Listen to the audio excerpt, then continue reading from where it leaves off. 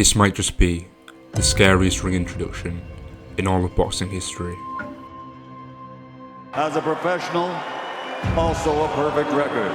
35 fights, 35 victories, including 32 wins by knockout, including 22 consecutive KOs, and he has KO'd every opponent he's faced over the last 8 years. This Olympic medalist from Karaganda, Kazakhstan is the reigning, defending, undefeated, universally recognized, true middleweight champion of the world, Gennady Gennadyevich Golovkin, a.k.a. Triple G!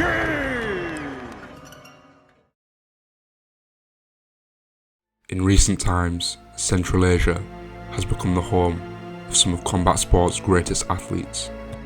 The often harsh conditions and poor quality of life has led many young men into a life of commitment to martial arts. More recently, Otabektabiev of Dagestan and Israel Madrimov of Uzbekistan. But perhaps the most infamous of them all was a man from the heart of Kazakhstan, a country known for its historic architecture, large Muslim population, and complex history regarding ties with the Soviet Union. The city of Karaganda in particular is famous for its deep history within the mines. Look a little bit closer at what they call the Miners' Palace of Culture. At its peak, etched in stone, 6 miners immortalised to serve as a reminder of the sacrifice the local people make.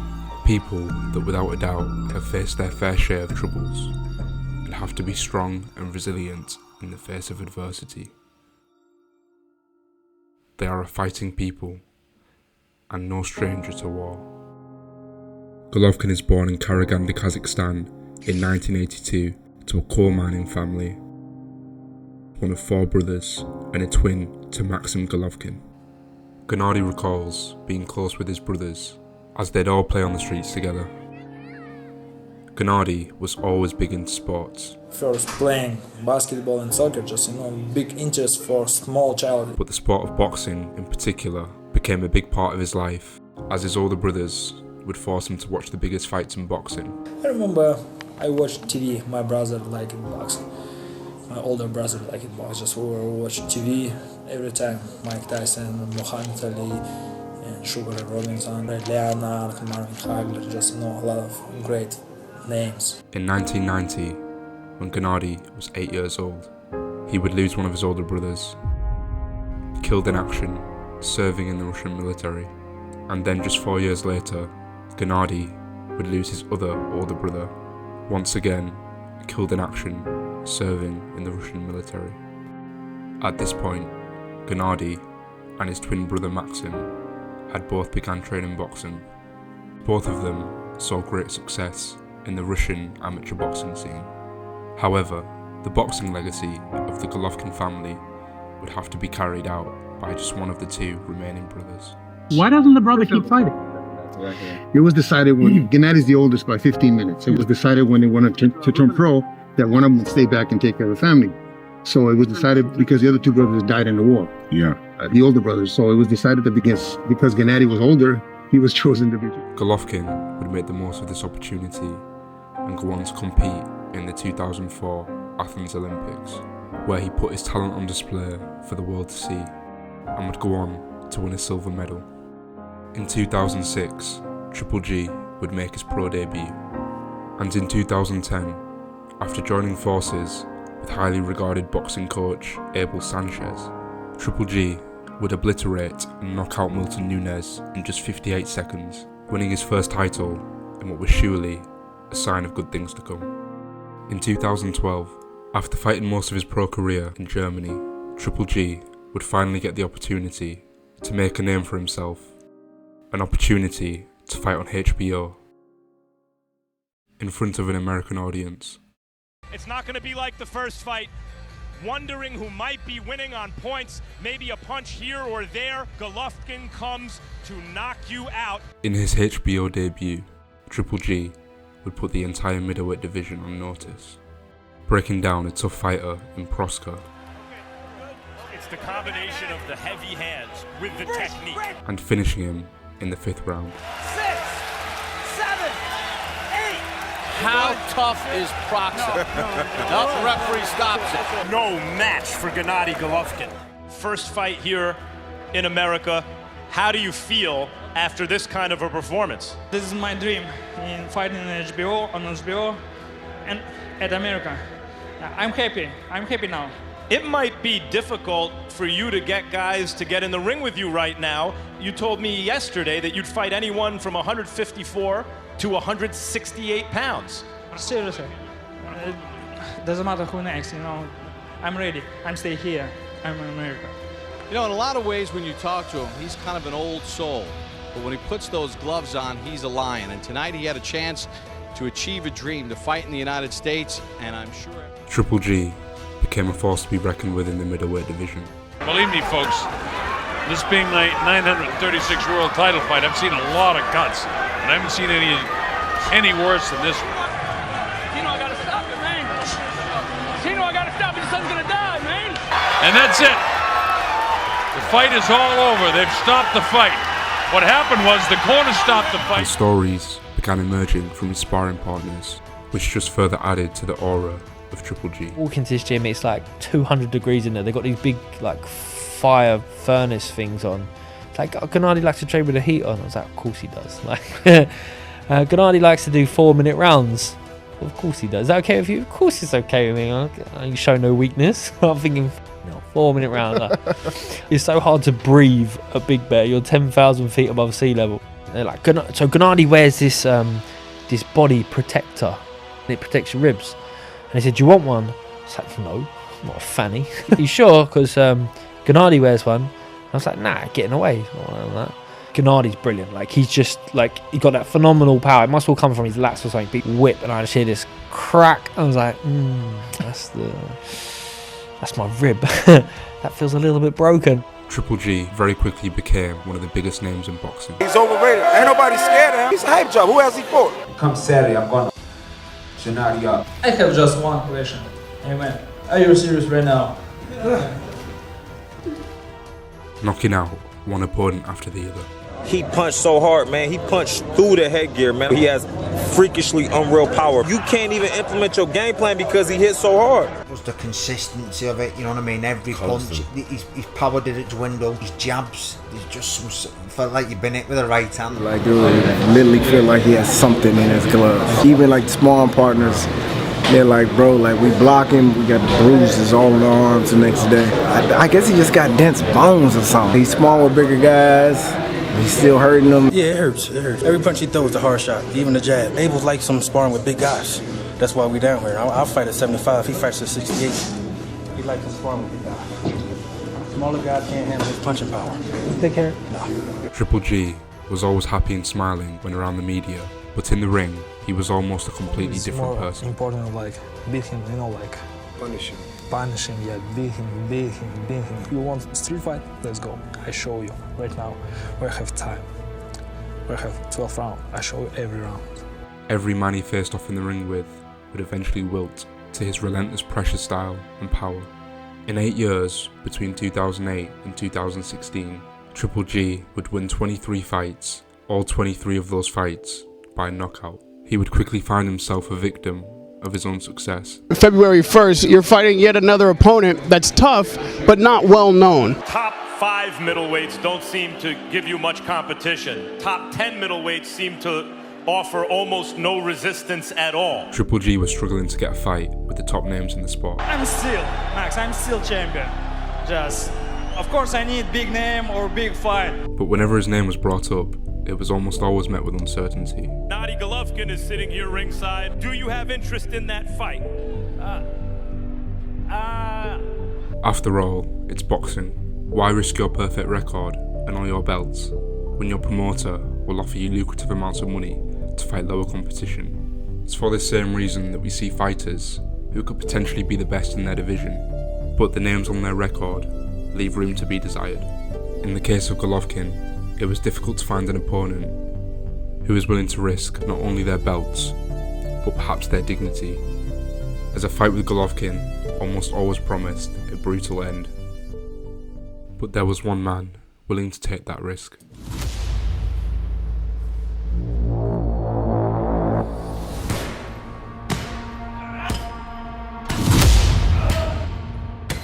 In 2005 in Guadalajara, Mexico, at the age of 15, he turned professional.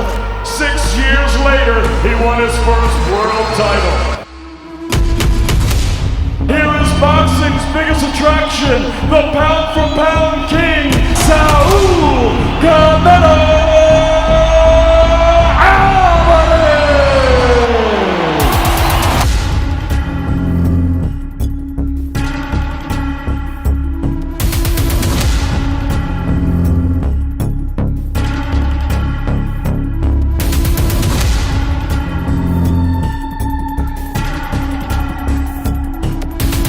Is there anything that scares you, Canelo Alvarez? What frightens you? Nothing about boxing. No. This is what I love. The fight was on. The two best fighters in the division, Triple G versus Canelo, regarded by many to be the fight of the decade, and it was already splitting the boxing community. Tough in the call. 50-50? I think Canelo beats Triple G. Canelo's a very slick counterpuncher, and Triple G is not particularly fast. Triple G. Really never seen Canelo actually get hit, and that's a big test for him. Triple G's gonna knock the out of Canelo. Okay. I know about them Kazakhstan, Uzbekistan, and Russian fighters, man. Canelo don't want none of that. I know boxing. This is what I do. Canelo knocks Triple G out. Triple G was coming into the fight as a slight favourite, and the Kazakhstan fighter was promising to bring an entertaining fight to fans, claiming that he would go toe-to-toe with Canelo in what can only be described as the Mexican style. A lot of fight. I'm a fighter. You know, this Mexican style is my style, you know, because a lot of drama, a lot of big show, this big present for fans, for everybody. You know, this is Mexican style. And with Triple G's skill set, which included a phenomenal power jab that he would use to stun his opponents, his titanium chin, which could stand up to the most powerful blows, alongside his impressive cardio and unbreakable will, which saw him walk down each and every one of his opponents until they quit. Top that off with his intelligence for the fight game and his dedication to training. Although Golovkin may have been of Kazakhstan heritage, he shared an uncanny resemblance to the Mexican fighters of old. Canelo, what about you? For so long now, you've been criticized for not fighting Triple G as though you would duck a fighter when you were telling everyone all along, your promoter said this is the way the business needs to get done. Now that you're going to fight Triple G, what would you like to say to your fans? Yo nunca le he tenido miedo a nadie desde los 15 años que peleó profesional.